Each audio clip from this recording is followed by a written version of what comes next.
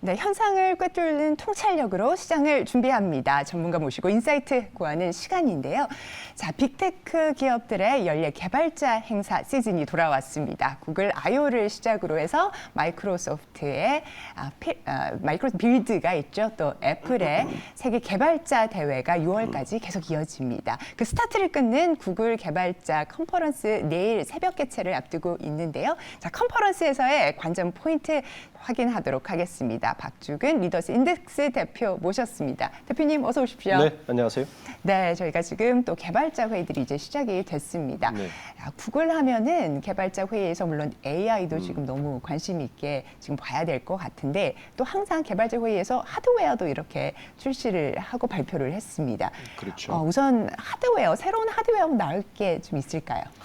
일단 픽셀 폴드를 이제 출시하면서 네. 지금 폴드폰이죠. 그걸 홈 스피커하고 새로운 넥스트 기기 같은 걸 지금 출시하면서 삼성전자와의 이제 불화설이 계속 일어났었죠. 네. 왜냐하면 그 전에도 삼성전자가 스마트폰의 기본 검색 엔진을 마이크로소프트의 빙으로 교체할 것이라는 소리 돌면서 그러면 구글이 픽셀폰까지 내면 완전 길변하는 거 아니냐. 네. 뭐 이런 설까지 했었는데 이번에 이러한 불화설을 좀 불식시킨 것 같습니다. 왜냐하면 최근에 안드로이드 개발자 블로그를 보면 이 백그라운드 앱 프로세스 문제를 해결하기 위해서 첫 번째 파트너로 삼성전자를 택했어요. 네, 그래서 또 따지고 보면 생각해 보면 아이폰이 이제 iOS로 돌아간다면 그 구글로 크롬으로 돌아갈 수 있는 거는 사실은 갤럭시가 밖에서 제일 크죠. 그래서 뺄 수 없는 관계인 것 같고 특히 이번에 연말에 출시될 예정인 삼성전자의 이제 폰을 보면 원 UI 6.0 안드로이드 14 백그라운드 API 시스템을 도입을 했다고 보고 했거든요. 네. 그래서 이러한 불화설을 1차적으로 이번 개발자 회의에서는 불식킨 것도 큰 의미가 있다 이렇게 볼 수 있을 것 같습니다. 네, 지금 뭐 구글에 보면은 앱도 있고 구글 드라이브도 있고 구글 어시스턴트도 있고 굉장히 좀 많은 그 앱들이 있습니다. 이 관련 업데이트 그리고 AI 관련된 새로운 발표 내용이 있을지도 굉장히 궁금합니다. 방금 말씀하신 세 개의 앱의 특징, 이제 구글 맵과 드라이브와 어시스턴트는 자율주행차 관련입니다. 근데 구글의 특징은 굉장히 오픈 이노베이션의 개념을 가지고 있어요. 왜냐하면 뭐 애플 같은 경우는 자기들이 그 iOS를 독점하면서 우리는 자동차 메이커하고 협업하지 않아. 우리가 직접 차를 만들 거야. 이렇게 이제 전략을 가잖아요.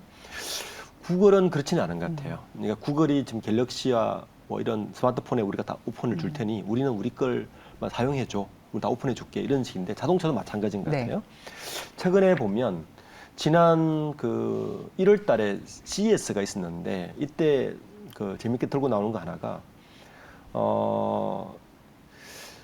그 볼보의 폴스타에 구글의 HD 지도가 들어갔는데 구글의 맥과 이게 다 들어가지만 볼보의 커스터마이징 덱이 딱 들어가 버렸어요. 완전 오픈 API한 거죠.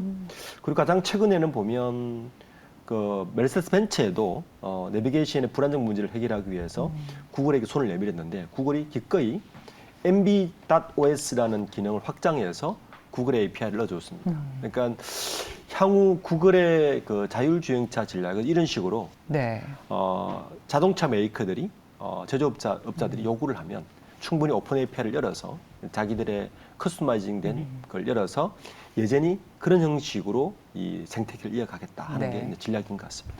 네, 지금 뭐 자동차 메이커 얘기도 해주셨습니다만 새로운 협업 파트너들과의 이런 프로젝트들 발표가 또 나올 게 있는지도 궁금하거든요. 사실 이번 개발자 회의에서 가장 궁금한 부분이 그 부분이죠. 지금 구글이 어떻게 보면 그 3대 애플이라든지 MS 뭔가 좀 뒤처진 느낌 아닌가? AI를 보면 뭐 이런 느낌이 드는데 역시 구글의 그 API 전략은 역시 우리는 파트너고 우리는 당신들을 도와주는 걸로 남아 있겠다. 이게 아주 강하게 남아 있습니다. 특히 그 MS가 이미 그 챗GPT 4.0을 빙에 탑재해서 상용화를 시작했지 않습니까? 구글은 이제 여기에 이제 비교해 보면 아직 그 바드라든지 바드가 약간 그 미완성이라 생각했는지 검색 엔진을 지금 토합화 시키지 않았어요. 이번에 이제 바드를 어떤 식으로 올리는 것도 굉장히 궁금한 사항이긴 한데 또 하나의 문제는 역시 오픈 API를 계속 구글은 이어갈 것인가. 그리고 그에 따라서 전 세계 개발자들이 관련해서 특히 AI 관련된 개발자들이 구글의 이런 오픈 API를 어떻게 활용할 것인가도 굉장히 큰 관심사이기 때문에 내일 아마 그 컨퍼런스 때 발표할 때 구글의 CEO가 이 부분을 어떻게 접목해서 구글이 발표한 AI의 어떤 뭐 람다라든지 바드라든지 이런 것들을 API를 얼마큼 밀어줄지도 사실은 굉장히 큰 관심사입니다. 네, 사실 구글이 그 관련 특허라든지 연구 수준에 있어서는 AI 인공지능이나 기계 학습에서 가장 선두를 달리고 있는데 그 바드로 인해서 사실은 좀 MS에 좀 관심을 뺏겼다 이렇게 볼 수가 있었을 것 같아요. 이번에 또 새벽 2시에 오늘 새벽 2시에 나오는 만큼 많은 관심이 모아지고 있습니다. AI 패권 지금 놓고선 여러 기업들이 각축전을 벌이고 있는데 국내 기업들 지금 개발 상황도 궁금하거든요. 그렇죠. 저희가 어떤 기업들 좀 보면 좋을까요? 우리가 지금 AI 막 광풍이 불었지 않습니까? 네. 연초부터. 근데 전 세계에서 이 AI를 직접 개발할 수 있는 국가가 4개 국가밖에 안 돼요. 네. 미국하고 네. 중국하고 이스라엘하고 그리고 우리나라입니다. 네. 대단한 거죠, 네. 사실은. 따지고 보면 이 AI라는 개발은 굉장히 딥러닝 방식으로 데이터가 무수해야 되는데 한국어를 사용하는 거는 북한을 합쳐서 7천만 밖에 안 되거든요. 네. 중국이 12억 사용하죠. 영어는 뭐 당연히 사용하고 스페인어. 근데 스페인 계통도 아직 나오지 않았어요. 네. 네. 그리고 보면 우리가 대단한데 현재 AI를 개발하는 그 기업으로는 따지고 보면 구글의 그 바드가 있고요. 그다음에 오픈 API 우리가 잘 아는 GPT 4.0이 있죠. 그리고 메타에서도 하고 있습니다.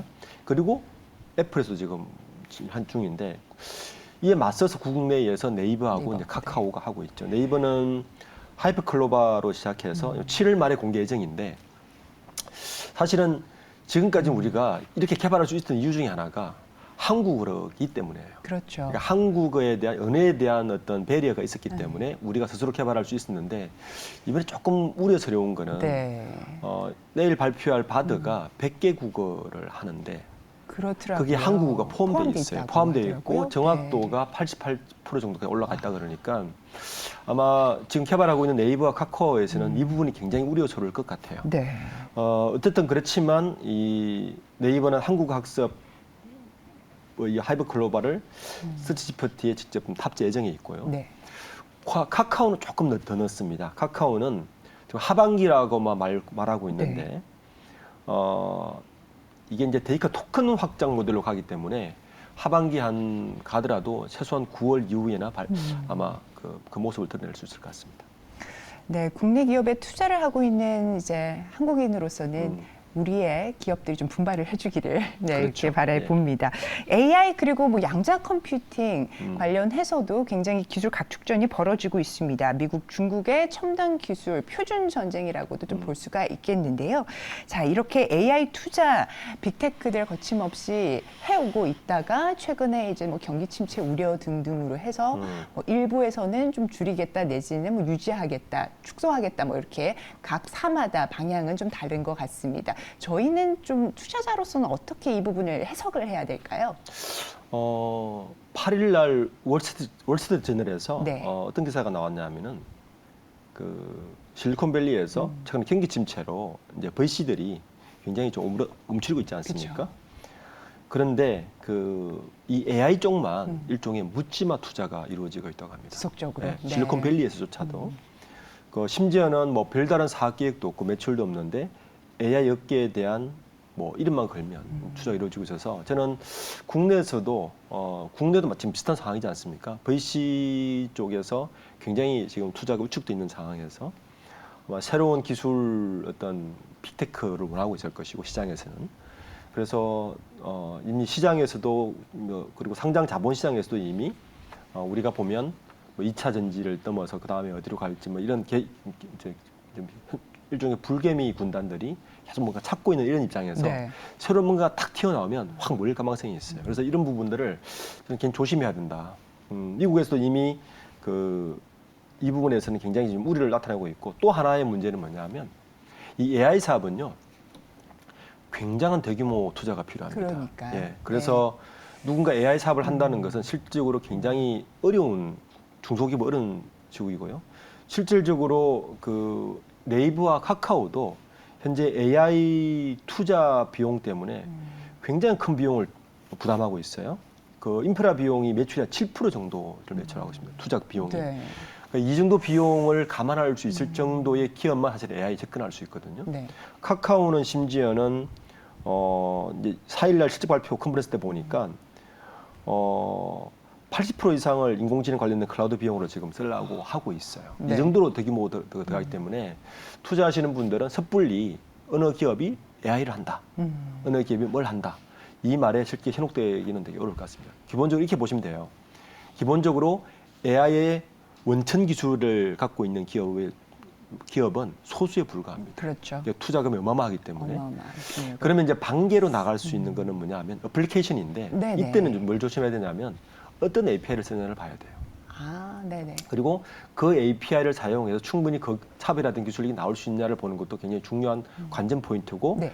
옥석을 가리는 중요한 포인트가 될 것입니다. 그래서 첫 번째는 AI를 한다고 해서 묻지마 투자는 굉장히 위험하다. 현실적으로. 미국도 이미 그런 상황이고 국내는 하고 있는 거 실질적으로 네이버 카카오밖에 없고 그렇죠. 원천 기술은. 자, 그렇다면 남아있는 투자처는 이거를 바탕으로 뭔가 새로운 어플리케이션이나 새로운 소프트웨어를 만들어서 새로운 부가치를 만드는 곳인데 여기는 분명히 어떤 오픈 API를 쓰는지 그게 지속 가능한지 이게 어떤 시장성이 있는 건지에 대한 꼼꼼한 판단이 분명히 필요한 것 같습니다. 근데 지금 AI 관련된 원천 기술을 가진 뭐 거대 기업들, 네. 국내에서는 네이버, 카카오 정도가 그렇죠. 있고 이제는 그 이후로 뭐 어떤 API를 쓰는지 또 시장성은 얼마나 담보를 하고 그렇죠. 있는지 이런 네. 부분들을 좀 중소기업들 투자하는 데 있어서는 좀 봐야 할 것이다. 맞습니다. 이렇게 정리를 해볼 수 있을 것 같습니다.